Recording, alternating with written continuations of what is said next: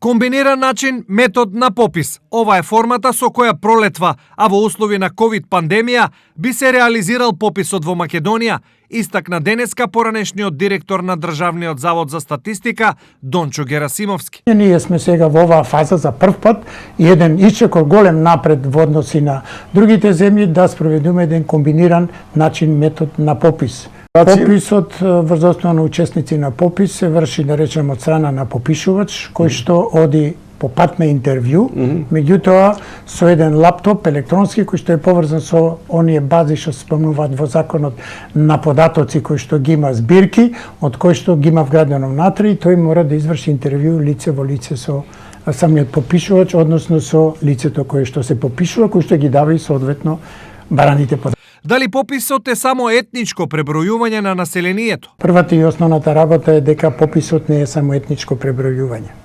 Пописот ја твори иднината.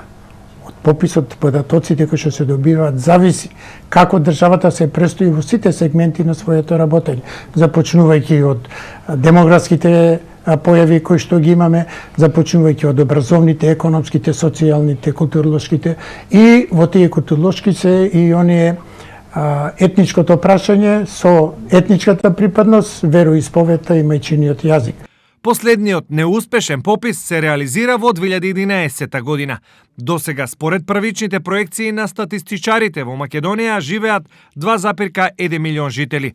Точноста на бројот на жителите ќе биде позната кон крајот на оваа година, кога, како што се очекува, ќе бидат објавени податоците од најголемата статистичка операција во земјата, што ќе се спроведе оваа пролет.